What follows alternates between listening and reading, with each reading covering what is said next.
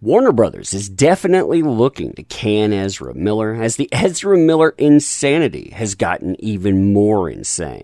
Now you have people filing for protection, saying that Ezra Miller broke into their home, stole their passports, stole other items, and also said, well, he was going to do some very terrible things to these folks. That's after the bar incident, that's also after the fan incident, and so much more. And remember, Warner Brothers is already dealing with their own public relation nightmare, having to appear in court with JD versus a certain Aquaman starlet. And all of this, it leads back to Fantastic Beasts, as Fantastic Beasts 3 is coming out. Yeah, Ezra Miller, he is the talk of Warner Brothers right now. They're talking about how to distance themselves, how to get rid of him. And in the past, the media has actually covered for Ezra Miller, doing their best to damage control. Well, now, yeah, they're talking about whether or not he should be fired from 2023's The Flash. They're even going as far as to say that fans, they think so. And remember, this guy advocated for JD to be removed over accusations alone. So yeah, when he's going out, he's doing things like this. He cost himself his career. Don't feel bad for him at all. So, hey there to all you fine folks on this fine day, by the way. I hope you are doing excellently. And briefly, before we get started, check out and back our project. It's live on Indiegogo. Link is in the description. We're trying to get to 1,000 backers. We're around 60 people off now. We desperately need your help. Check that out. More on the end of the video. Thank you. So a couple of days ago, Ezra Miller started making headlines because he had been arrested in Hawaii. There was an incident in a bar that was an embarrassment for Warner Brothers. They started talking about how they needed to fire him, and they needed to fire him now. Well, apparently it was just the tip of the iceberg. Now you have this thing making the rounds. It is a petition for ex parte, TRO, and an injunction against harassment. Basically, somebody has filled this out. Again, you can see they're talking about Ezra Miller here, and what they're saying is that they need protection against Ezra Miller. Why do they need protection against Ezra Miller?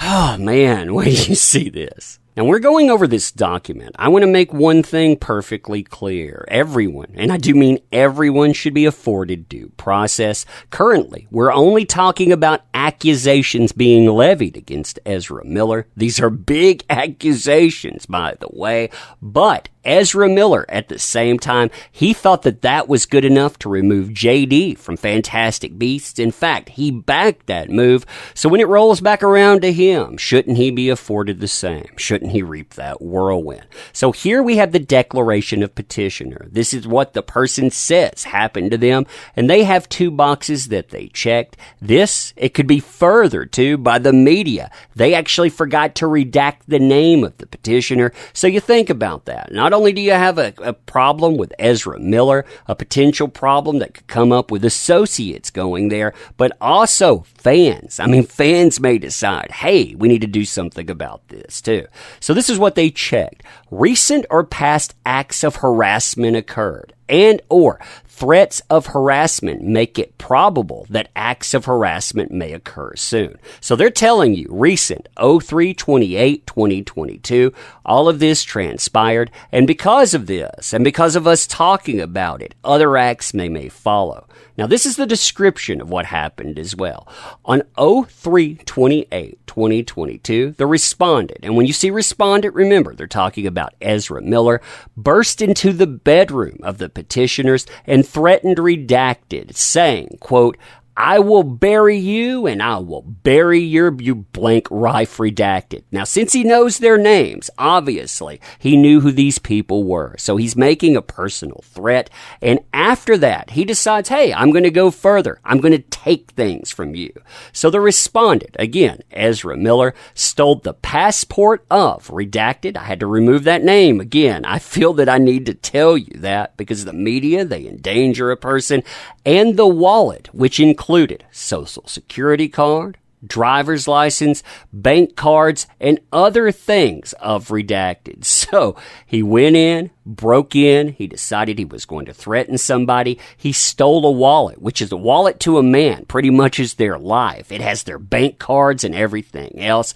And then they say the respondent is famous and wealthy. And that's definitely true. When you look at Ezra Miller, people, they know who he is. He has enough money to do whatever he wants. And that makes access to weapons much easier. So if he decides to retaliate because of this, or he decides to follow up, well, he has access that's going to make it very easy on him, as well as sending associates to harass the petitioner. I thought that was an interesting addition as well. Now, as far as that day, 03/28/2022, yeah, that's not the only thing that Ezra Miller ended up getting into.